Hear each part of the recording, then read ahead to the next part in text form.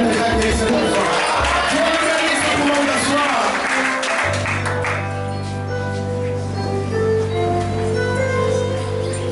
En souhaitant la bienvenue à tout un chacun encore ce matin, nous sommes ici encore pour le compte de la parole de Dieu. Amen. Nous ne sommes pas fatigués d'écouter la parole de Dieu.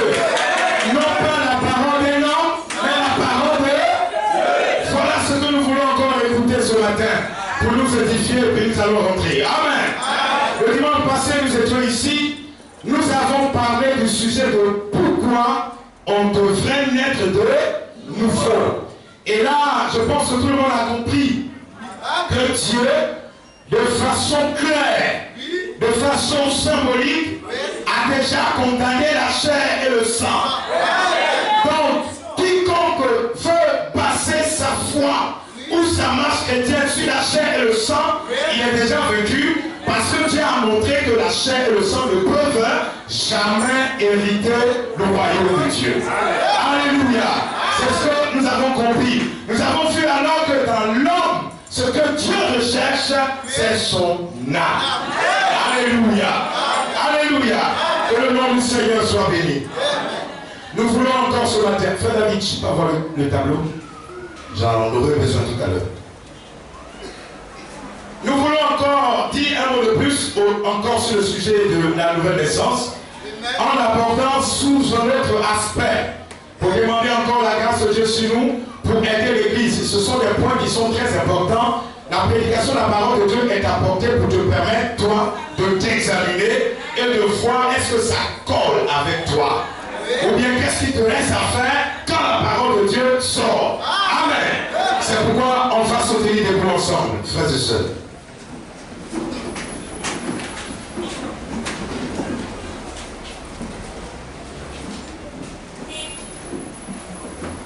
Nous allons nous tenir debout et puis nous allons lire la Bible.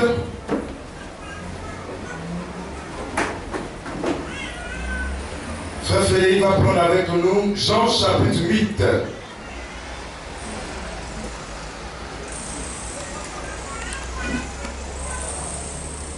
Jean chapitre 8, tu vas lire déjà à partir du premier verset et puis au moment opportun, je vais te dire d'arrêter.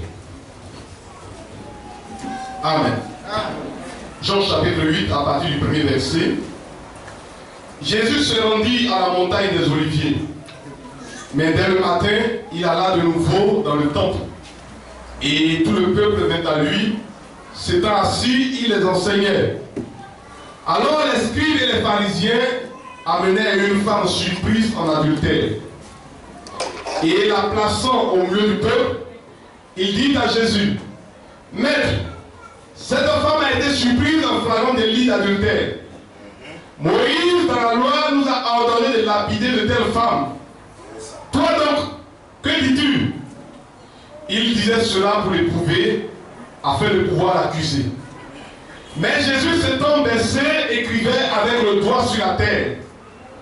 Comme il continuait à l'interroger, il se leva et leur dit, « Que celui de vous qui est sans péché, jette le premier la pierre contre elle. » Amen. Et s'étant de nouveau baissé, il écrivait sur la terre. Quand ils entendirent cela, accusés par leur conscience, ils se retiraient un à un, depuis les plus âgés jusqu'au dernier. Et Jésus resta seul avec la femme qui était là au milieu. Amen. Amen. Nous allons nous incliner dans la prière. Bien-aimé notre Père, comme des hommes, nous venons auprès de toi encore ce matin. Nous voulons nous abreuver de ta propre vie. Nous voulons que les sources de vie intarissables coulent en nous encore dans ce jour. Comme nous célébrons ta résurrection d'entre les morts, Seigneur, envoie l'esprit de la résurrection parmi nous, afin de vivifier nos corps malades et chasser tout brin de maladie au nom de Jésus notre Sauveur. Nous accorder ta grâce, ô Dieu, afin que, Père, ce que nous n'avons pas compris autrefois dans ta parole, ouvre-nous le cœur et l'esprit à comprendre cela encore ce matin. Nous voulons qu'au bout de ce culte, Père bien-aimé, chaque frère et chaque sœur ait la possibilité de réaliser une expérience avec toi, Seigneur. Et que notre venue ici ce matin ne soit pas de la balade, ne soit pas du tourisme, Seigneur Dieu, mais une expérience avec le Dieu visible accorde-nous ta grâce. Bénis encore cette parole ce matin, au nom de Jésus, notre Sauveur. Amen. Dieu nous bénisse, nous pouvons t'asseoir, frère bien-aimé. En disant encore shalom à tous ce matin, parce que nous sommes encore au pied de la parole. Nous voulons continuer de découvrir encore un autre aspect de la nouvelle naissance, jusqu'à ce que l'Église entière comprenne cela clairement. Amen. Alléluia. Donc vous voyez que dans ce passage que nous venons de lire, les scribes et les pharisiens qui connaissaient la loi ont donc attrapé une femme qui a commis un délit ou bien un péché d'adultère. Elle est partie sortir avec un autre homme marié. Et donc, ces scribes-là ont attrapé la femme et ils ont envoyé la femme au pied de Jésus afin de voir quel jugement Jésus allait prononcer contre cette femme. Amen. Alors, quand ils ont envoyé la femme, Jésus était en train d'écrire des choses sur la terre. Il ne se préoccupait même pas de ce que les gens disaient. Mais ceux qui envoyaient la femme étaient déterminés à faire en sorte que Jésus prononce un jugement contre elle. Ils ont donc insisté. Amen. Alors Jésus s'est relevé et il a demandé à ceux qui envoyaient la femme surprise en état d'adultère: ok, j'ai compris l'accusation que vous portez contre cette dame, mais je voudrais ici vous demander à vous tous, lequel d'entre vous n'a jamais péché? Si ça se trouve que personne d'entre vous n'a commis un péché depuis qu'il est né, ok, qu'il lance le premier la condamnation sur la femme. Amen. Qu'il lance la condamnation et qu'il condamne cette femme qui a été surprise en état d'adultère. Amen. Est-ce que l'église a compris le décor?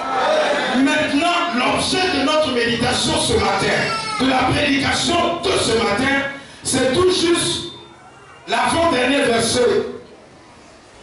Le verset 9. La Bible dit: quand ils entendirent cela, accusés par leur conscience, ils se retirèrent un à un.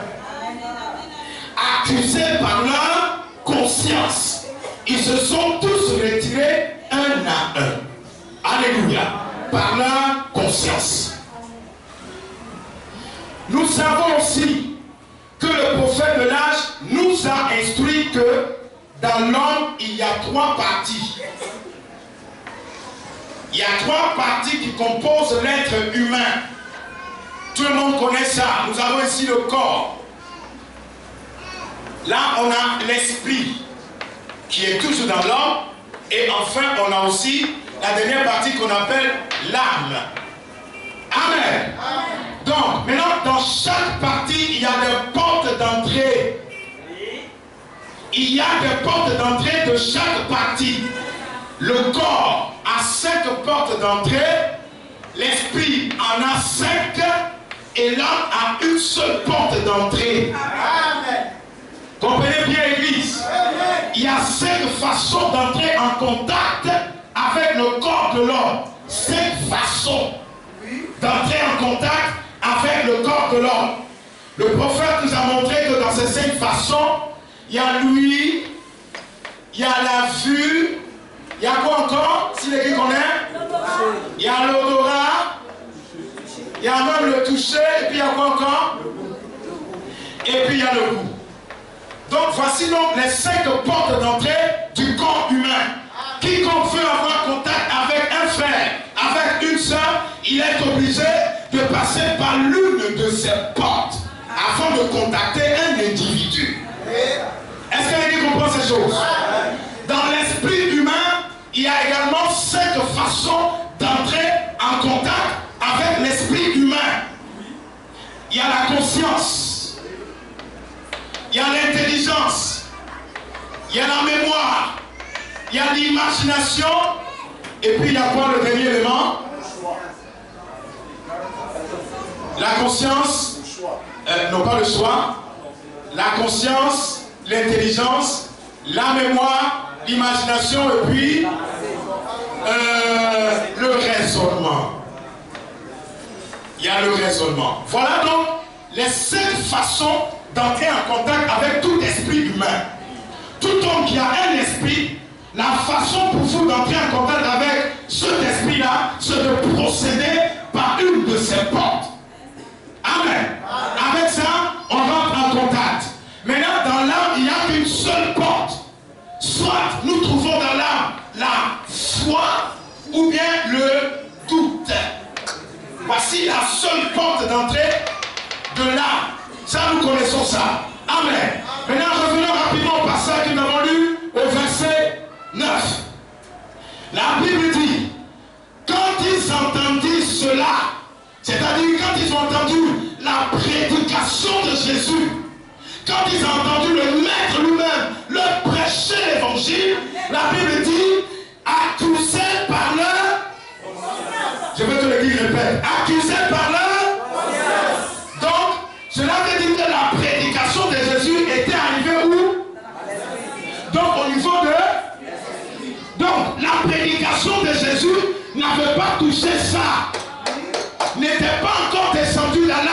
Mais la Bible dit, comme ils étaient accusés par la conscience, qu'est-ce que c'est que la conscience? La conscience, c'est le sentiment dans l'homme qui lui permet de distinguer ce qui est bon ou bien ce qui est mauvais. Et ça là, ça se trouve dans toute la race humaine. Amen. Tous les hommes, toutes les femmes ont une conscience. Donc ça veut dire ces scribes et ces pharisiens, quand ils étaient devant Jésus et que Jésus leur a prêché la parole, ils ont seulement apprécié qu'ils avaient mal fait. Ils ont seulement connu le bien ou bien le mal à travers la prédication de Jésus. Donc la Bible dit qu'ils étaient simplement accusés par leur conscience. C'est aussi ce sentiment qui fait que souvent même dans vos rapports, il peut vous arriver souvent de regretter certaines choses. Ah, je n'aurais pas dû faire ça. Ah bon, ça là, pourquoi même j'ai fait même? Et puis il y a une forme, je dis bien une forme de regret qui s'installe en toi à cause de ta conscience. C'est ta conscience qui te permet d'apprécier que ça là c'est pas bon ou bien c'est bon. C'est la conscience. Maintenant la Bible dit, les gens qui étaient venus à la prédication de Jésus, après avoir entendu Jésus prêcher, c'est seulement la parole s'est arrêtée au niveau de leur conscience, c'est-à-dire au niveau de l'esprit. Ils ont simplement apprécié la prédication de Jésus au niveau de l'esprit. Ce n'était pas encore descendu dans le cœur. Maintenant, quand un homme apprécie la prédication de la parole, quand un homme apprécie la parole de Dieu au niveau seulement de sa conscience, regardez la conséquence qui suit. Lisons la conséquence. Comme ils ont simplement apprécié la prédication de Jésus au niveau de l'esprit humain, la Bible dit, accusés par leur conscience, ils se retiraient. Ils sont partis tous un à un parce que leur conscience les condamnait. Ils sont partis. Voyez comment quelqu'un peut fuir la face de Dieu. Quand sa conscience le gronde, il trouve tellement qu'il est grondé et il s'éloigne de la parole de Dieu. Il fuit loin de la présence de Dieu. Parce que c'est simplement sa conscience qui a été touchée. C'est seulement sa conscience. Sa conscience qui lui permet de dire c'est une bonne chose, c'est une mauvaise chose. C'est seulement ça qui a été touché. Donc c'est son esprit. Cela voudrait dire que la soeur ou bien le frère, il a apprécié la parole de Dieu au niveau de son esprit. Au niveau seulement de son esprit. Mais le cœur n'a pas encore été touché. Comme le cœur n'a pas été touché encore, lorsque la parole de Dieu sort, il voit en cela une condamnation. Il dit bon, ça c'est pas la peine. L'église comme ça, moi il ne peut pas rester ici. Il y a trop de lois, il y a trop de choses difficiles. Si c'est comme ça, moi je vais continuer mon chemin. Et puis la personne sort. Elle s'en va loin, ayant trouvé que la parole est dure. Parce que seulement la parole de Dieu n'a fait que effleurer sa conscience. Mais quand sa conscience a été touchée, il trouve en cela une occasion de se retirer et d'abandonner la parole de Dieu.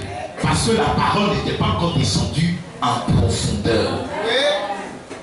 Vous voyez, frère, à quel moment parole de Dieu, quand il apprécie la parole de Dieu au niveau de sa conscience. C'est ce qui fait que plusieurs personnes peuvent venir à la parole. Pendant les premières heures de la conversion, ils apprécient la parole avec joie, avec enthousiasme. Ils sont heureux. Mais quand survient petite situation, ils disent, ah, c'est comme ça ici votre affaire là. Je m'en vais. Si c'est comme ça votre affaire, je m'en vais. Pourquoi? La parole reste au niveau de la conscience. C'est au niveau de l'esprit humain qu'il apprécie la parole. Amen. Amen. Or, comme j'avais dit le dimanche passé, que Dieu a condamné la chair et le sang, vous voyez que de ces trois parties, la seule partie que Dieu aime là, ce n'est ni ça, ni ça. C'est seulement ça. Comme la parole n'est pas descendue ici, la personne retourne. Parce que son âme n'a pas goûté au don de Dieu.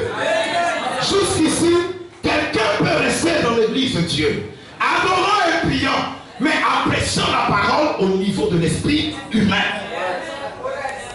Seulement au niveau de l'esprit humain, où il peut essayer de comparer les choses, en juxtaposant les versets bibliques, en appréciant certaines choses. Mais jusqu'ici, c'est au niveau de l'esprit humain. C'est seulement sa conscience qui apprécie. Amen. Dieu ne nous a pas rassemblés pour que toi et moi on apprécie la parole au niveau de l'esprit. C'est pas ça le but de Dieu. Le rassemblement ce matin, ce n'est pas ça qui est le but. Dieu a un autre but. Au-delà du corps, au-delà de l'esprit, Dieu a un autre but que l'église va connaître encore ce matin. Remarquez, quand la parole est appréciée au niveau de la conscience, il n'y a pas de repentance. Il n'y a pas de repentance. C'est ça qui peut permettre à quelqu'un, quand on lui dit, frère, ce que tu as fait là, ce n'est pas la parole de Dieu. Ce n'est pas bon, tu ne devais pas agir comme ça. Mais comme c'est au niveau de la conscience qu'il a apprécié, il dit, oui, c'est parce que je viens dans votre église à vous parler comme ça. D'abord même, je m'en vais. Il a apprécié la parole au niveau de la conscience. Ce n'est pas descendu ici. Il apprécie. Et comme il apprécie au niveau de l'esprit humain, il reste toujours dans les liens de la désobéissance. Quand la parole de Dieu sort contre lui, il trouve que oh, c'est des choses inutiles. Je peux faire, et puis à quoi? La conscience. Au niveau de l'esprit humain. C'est là qu'il apprécie la parole. Mais après tout ça, même, ça fait quoi même? Si je fais là, ça fait quoi? Ça, c'est l'esprit humain qui apprécie la parole. Parce que l'esprit humain n'aime pas la repentance. Quand nous apprécions la parole de Dieu au niveau de notre conscience, nous analysons, nous ajoutons nos pensées. Mais ça là, c'est comme ça. Mais si je faisais comme ça, et si j'ajoutais comme ça, voilà la conscience de l'homme. Essayant d'ajouter sa propre pensée à la parole de Dieu. En ce moment, on rend la parole de Dieu inefficace. Parce qu'on l'apprécie, on est content, parce qu'on est au niveau de la conscience, de l'esprit humain. C'est dans l'esprit humain que vous trouvez le raisonnement. Quand quelqu'un raisonne avec la parole de Dieu dit à droite, lui dit à gauche. À droite, à gauche, à droite, à gauche. Voilà le raisonnement. Il s'oppose toujours à la parole de Dieu. Ça, c'est l'esprit. Ça, c'est l'adoration de la conscience. Alléluia. L'adoration de la conscience. Or, l'adoration de la conscience ne peut pas plaire à Dieu parce que c'est la chair et le sang. Voilà pourquoi un homme peut être dans une assemblée comme celle-ci, passer 5 ans, mais en réalité, c'est un rétrograde. Parce que pendant toutes ces années, la seule façon pour lui d'adorer Dieu, c'est de rester au niveau de la où il peut comparer ou bien apprécier certains faits de la parole, mais en réalité, jusque-là, la parole n'est pas descendue en lui. Voilà pourquoi il peut venir, on peut lui donner les conseils de la parole. Pour dire, frère, la manière tu marches là, on ne fait pas comme ça dans la parole de Dieu. Devant vous, il va dire, oui, j'ai compris. Mais quand il sort, il reprend la même main. Pourquoi? En fait, le frère, on peut le condamner, on a raison. Mais ce qui fait sa faiblesse, c'est que jusqu'ici, il n'y a pas de décision de cœur. Par rapport à la parole de Dieu, il n'y a pas de décision de cœur qui vient de son cœur. Or, vous savez que son cœur, c'est son âme. L'homme-là ne faut pas laisser que la parole de Dieu rentre ici. Il ne veut pas que la parole de Dieu touche à ses intérêts. Il ne veut pas. Ça, c'est l'adoration de la conscience. L'adoration de la conscience ne peut jamais vous aider. Jamais. Ça ne peut pas aider un frère. Ça ne peut pas aider une soeur. Adorer Dieu dans sa conscience. Parce que je sais que ça c'est bon. Parce que je sais que ça c'est mauvais. Seulement ça ne vous aide pas. C'est dans la conscience que se trouve l'intellectualisme. Où l'homme essaie d'apprécier la parole de Dieu par rapport à ses cours de philosophie qu'il a appris à l'école. En essayant de voir les pensées de Kant, les pensées de ceci, de tel philosophe Alain, et comparer ça avec la parole de Dieu. Ça c'est l'esprit intellectuel. L'adoration de la conscience. Ça c'est l'adoration de la conscience. Cette adoration ne peut jamais plaire à Dieu. Parce que dans la conscience, on ne se repent jamais. Il n'y a pas de repentance quand la parole de Dieu touche ta conscience. Le cas est clair dans la Bible ici. La parole de Dieu avait touché leur conscience. Immédiatement, qu'est-ce qui s'est passé? Il dit, bon, si c'est comme ça, allons-y. Quittons la présence de Jésus-Christ. Et ils sont tous partis. Et la Bible dit, à la fin, Jésus est resté seul avec la femme. Alléluia. Jésus, la parole, reste toujours seul avec l'épouse. Quand l'épouse convient son maître, elle reste toujours à ses pieds. L'épouse reste toujours là où se trouve l'époux. Oh, l'épouse, c'est la parole de Dieu. Alléluia. Dis quand même, frère. Acclamons le Seigneur. Amen. L'épouse reste toujours là où se trouve la parole. Comme cette femme. Et comme elle était restée seule avec l'époux, à la fin, frère Frédéric, oui, regardez ce que l'époux lui dit à la fin. Comme elle était restée seule avec son époux, alléluia. On va lire ce que l'époux lui a dit à la fin. Verset 14. Jésus leur répondit. Non, c'est pas le verset 14. Verset 10, pardon, voilà. Alors s'étant relevé et ne voyant plus que la femme, Jésus lui dit, femme, où sont ceux qui t'accusèrent? Personne ne t'a-t-il condamné? Oui. Elle répondit, non Seigneur. Et Jésus lui dit, je ne te condamne pas non plus. Va et ne pêche plus. Amen. Voilà la réponse de l'époux parce qu'elle était restée à ses pieds pour entendre sa décision finale. Vous comprenez alors que le pardon des péchés n'est pas collectif. Ce n'est pas en groupe que Dieu pardonne le péché. Mais l'individu doit venir seul avec son fardeau de péché au pied de Jésus. C'est là qu'il reçoit le pardon. Comme cette femme, comme elle était restée seule avec Dieu, ayant regretté son âme, Jésus lui dit, moi non plus je ne te condamne pas. Voilà le pardon de péché. Mais les autres sont partis. Pourquoi? Ils ont apprécié la parole de Dieu dans leur conscience en raisonnant. Et c'est comme ça à faire là. C'est comme ça la parole de Dieu est dure. Donc vraiment si c'est comme ça, comme je ne peux pas abandonner ma vie passée, laissez-moi repartir. Et ils sont partis. Parce que la Bible dit, ils se sont retirés un à un. Depuis le plus petit jusqu'au plus âgé. Ils ont quitté la face de Jésus-Christ. Parce que la parole avait touché leur conscience. La parole avait seulement effleuré leur conscience et ils ont vu dans cela que ce n'est pas la peine de suivre Jésus. Attends, je vais partir parce que je suis déjà condamné. Quand vous appréciez la parole au niveau de la conscience, vous raisonnez, vous agitez vos pensées, vos coutumes ou bien vos traditions. Avec petit truc là même, ça fait quoi même? Si je fais ça, fait quoi? Voilà la coutume. à son esprit. Il pense que la parole de Dieu s'adresse à sa conscience. En réalité, il n'y a rien en lui. Alléluia. Alléluia. Voyons rapidement un autre cas qui s'est produit dans la Bible, où des gens, au lieu d'être accusés par leurs pensées, ils avaient été touchés dans les cœurs. C'est uniquement avec la Bible. Et nous allons comparer les deux choses et puis on va partir. Vous allez voir ce qui se passe. Actes chapitre 2, commence à lire à partir du... Pour ne pas faire long quoi. Commence à lire à partir du verset 35 jusqu'à 38. Amen. Acte 2 à partir du verset 35. Jusqu'à ce que je fasse de tes ennemis ton marchepied.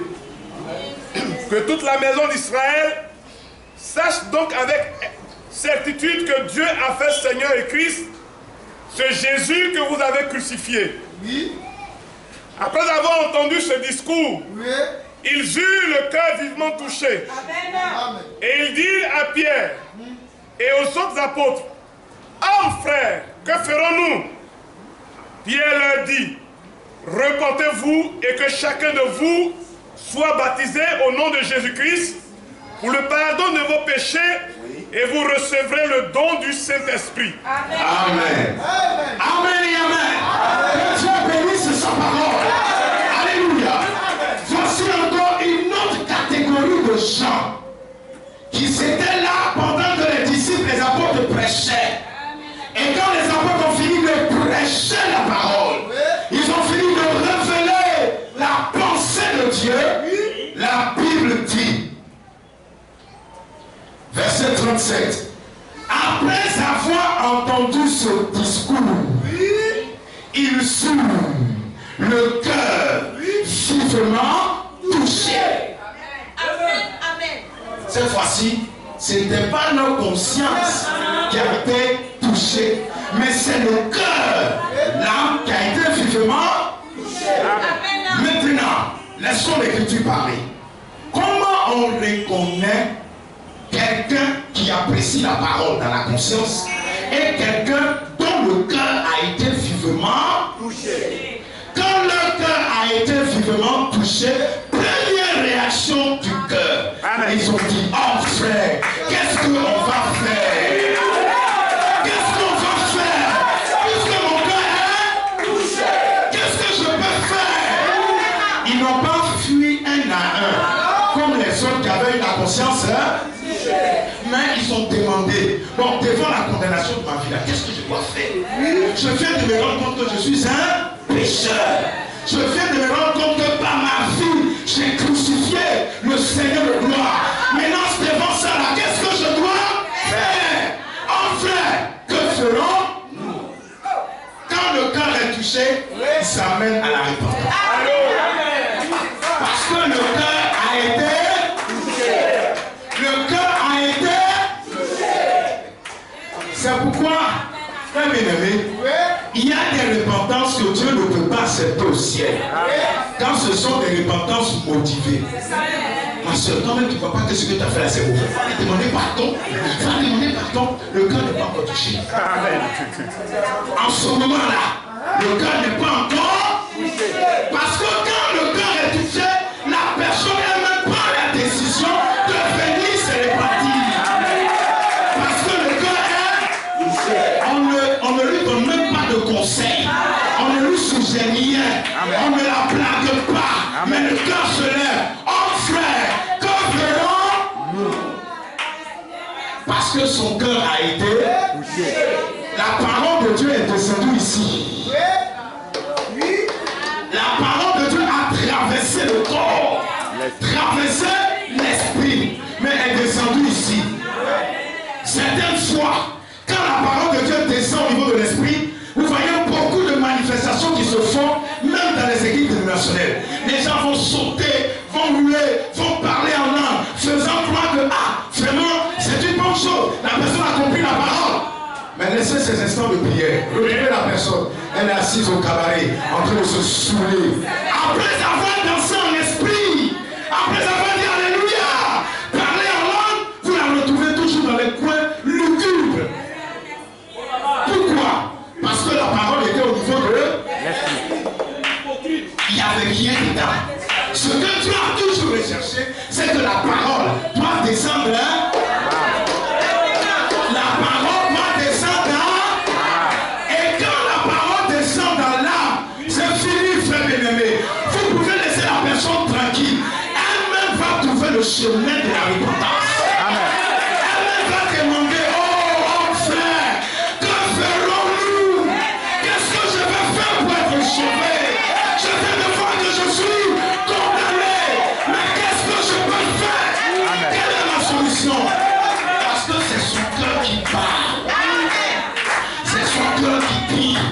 Ce n'est plus son esprit. Ce n'est plus son corps. Mais son cœur parle au Crétin. Son cœur sait. Parce que son cœur vient de voir que vraiment elle a bafoué la parole de Dieu. Mais comment faire pour rectifier? C'est là que les apôtres ont dit, la seule façon pour vous de réparer le tort que vous avez commis face au Seigneur de gloire, répentez-vous. Changez de direction. Changez de foi. Changez de vision. Répentez-vous et soyez baptisés. Ensuite, vous allez recevoir le don du Saint-Esprit. Alléluia. Alléluia.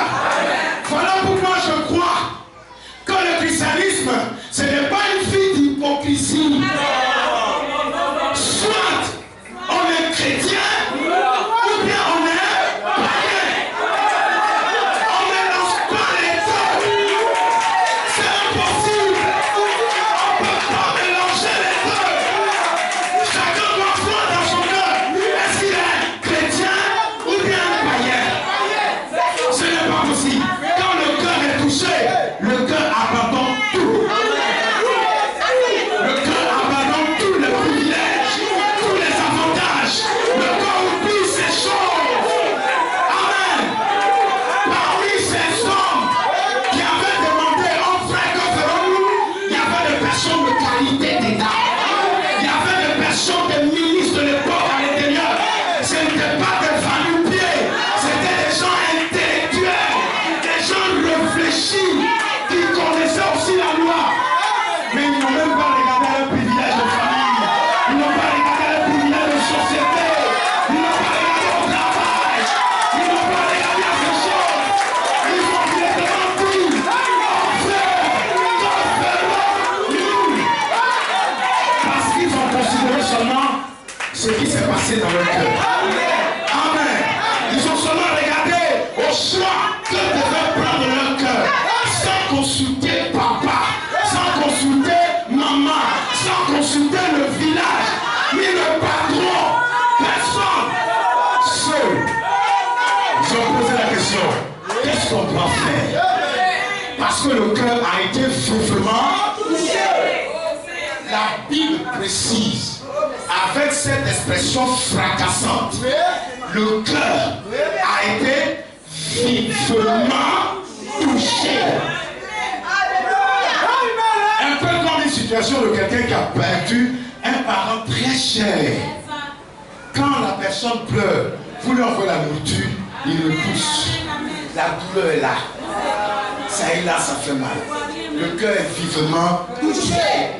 Vous criez, tais-toi, faut te calmer, c'est pas son affaire. Le cœur est vivement touché.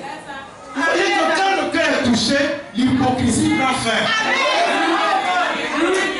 Les blagues là, ça prend fin. Parce que le cœur est touché. Mais quand le cœur n'est pas touché, on peut plaisanter avec la parole. On s'amuse, on fait ce qu'on veut. On pense que Dieu, oh, c'est un copain, je peux faire. Ici, il ne fait pas mes enfants quoi même. Parce que le cœur n'est pas touché. Parce que le cœur n'est pas touché.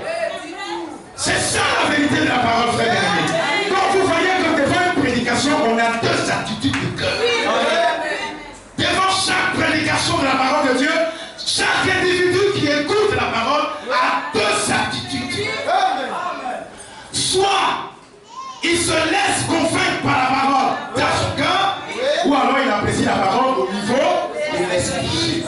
De ça, c'est ainsi que ce matin chacun va décider. Qu'est-ce qui doit dominer en lui?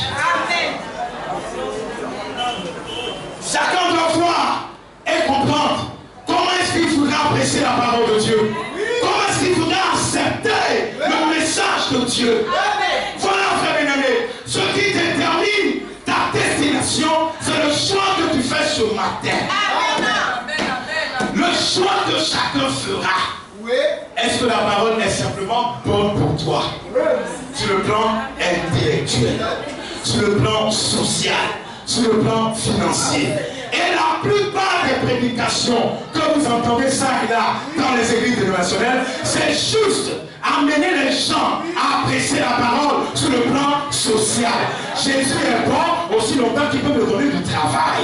Jésus est bon aussi longtemps que j'ai de l'argent. Jésus est bon si je peux construire ma maison.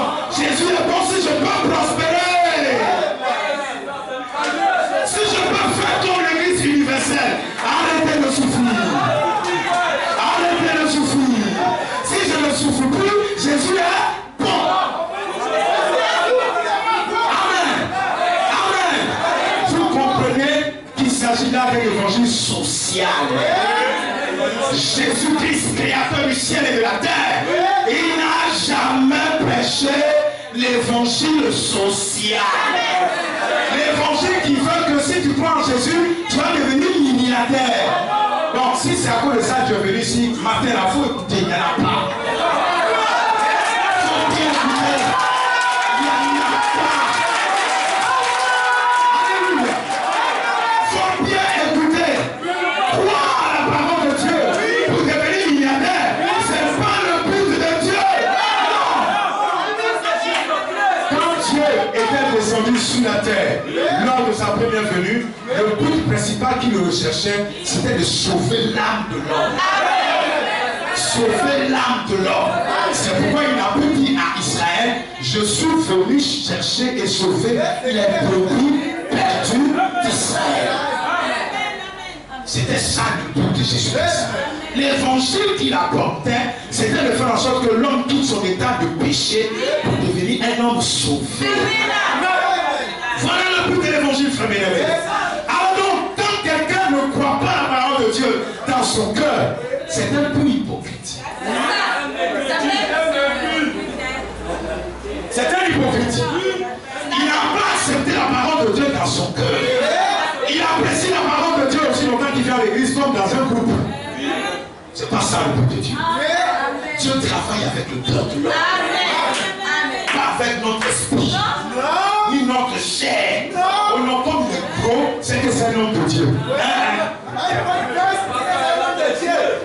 Comme il est bien habillé en fesse, cravate, chaussures, ça coûte 300 000 francs. Donc c'est un homme de Dieu. En ce moment-là, laissez-moi vous poser la question. Jean-Baptiste était habillé comment? Jean-Baptiste était habillé comment? La Bible dit, sa chemise là, c'est le peau d'animaux qu'il a tué. Peut-être que c'est vraiment bien sain. Il prend peau de mouton et puis c'est ça qui est sa chemise. Sa robe là, il a attrapé les serpents et l'a soudé, c'est devenu pantalon. C'est ça que Jean-Baptiste porte. Mais quand Dieu le regarde au ciel, il appelle un prophète. Alléluia. Il appelle prophète de Dieu. Ce qui conclut que l'évangile n'a pas de but de nous rendre riches. Dieu ne recherche pas ces choses. Parce que la première chose en toi qui doit être touchée, ça doit être ton cœur. Maintenant, c'est là que nous comprenons vraiment la partie importante de l'évangile. Donc Dieu, quand il rend visite à quelqu'un, c'est dans le but de sauver son âme. Dieu parle toujours au cœur. Dieu s'intéresse au cœur de l'homme. C'est ça son but. Changer l'homme à travers son cœur. C'est pourquoi quand nous lisons Proverbe 4, vas-y frère. Proverbe chapitre 4, verset 23.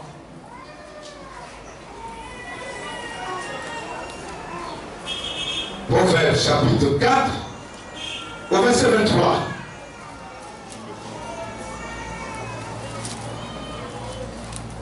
Amen. Proverbe 4. Oui, verset 23. Proverbe chapitre 4, verset 23. Garde ton cœur plus que toute autre chose. Amen.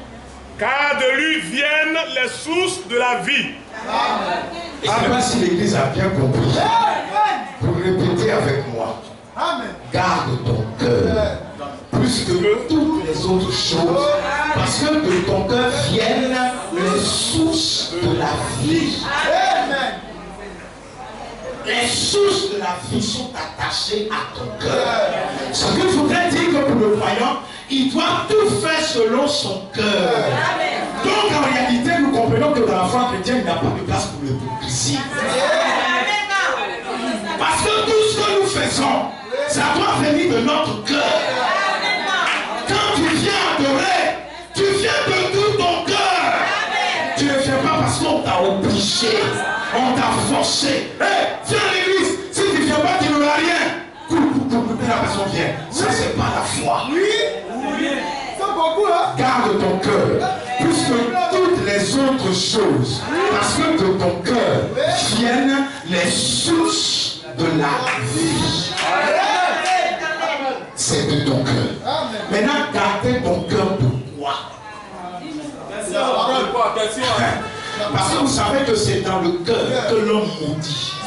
C'est dans le cœur que l'homme calomnie. C'est dans le cœur qu'on injurie. C'est dans le cœur qu'il y a des hypocrisies. C'est dans le cœur qu'il y a des critiques ça et là. Alors dans un cœur où habitent ces choses, c'est pas un cœur où on peut tirer les sources de la vie. Non. C'est juste. Ça c'est juste. Amen. Impossible. Amen, amen, amen. Il faut que la parole de Dieu descende dans ton cœur. Là, la parole qui est Dieu va chasser les critiques. La parole de Dieu qui est Dieu va chercher tout ce que le diable a semé ici. Parce que ton cœur doit être une source de vie. Est-ce que vous comprenez ces choses? C'est pourquoi ne gardez pas de méchanceté en vous. Ne gardez pas de jalousie dans votre cœur. Ne gardez pas d'envie dans votre cœur. Ces choses détruisent l'homme. Ces choses nous souillent devant Dieu. Garde ton cœur plus que tout. Mais comment tu vas garder ton cœur? En recevant la parole de Dieu. En acceptant cette parole. C'est alors qu'elle peut commencer son travail en toi. Amen. La parole de Dieu est en Dieu. Quand elle vient dans quelqu'un, c'est dans le souci de remplir tout son cœur. Que tous les quartiers de notre cœur soient remplis. Si vous voulez posséder de Dieu. C'est ça le but de l'évangile. C'est ça que j'ai voulu que l'Église comprenne ce matin. Nous adorons Dieu dans le cœur. Et quand l'évangile touche le cœur, ça nous conduit à la repentance. Et là, dans la repentance, nous mettons en ordre chaque chose que Dieu a condamnée.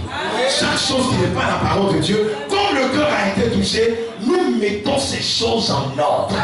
Si je sais que je vis avec quelqu'un qui n'est pas mon mari, quand la parole de Dieu rentre dans mon cœur, je ne peux pas chercher à faire des détours. Non, en ce moment, c'est que le cœur n'est pas vivement touché. Parce que quand le cœur est vivement touché, tu sais que la parole de Dieu vient de te montrer que la relation que tu as n'est pas la relation divine. Si la parole a touché ton cœur, c'est avec repentance que tu pries. Amen. Tu te maries.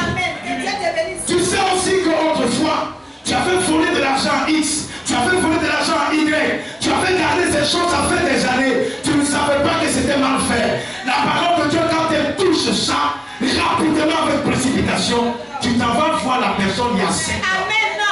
Et tu lui dis, frère, vraiment Jacob, pardon. Tu te souviens en 2005, ton portable qui était perdu là. C'est moi j'ai volé. Oh, c'est ça la repentance. Ça, pour pouvoir faire ça, la parole de Dieu va toucher.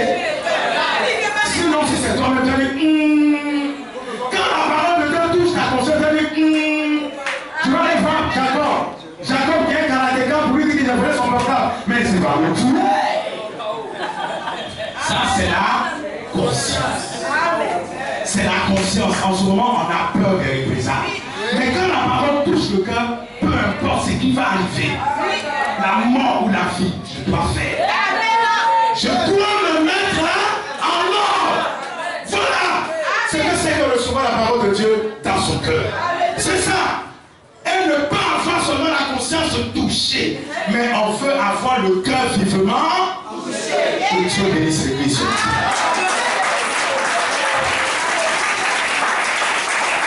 Nous allons nous mettre debout encore une fois. bien, frère bien-aimé, nous approcher du Seigneur.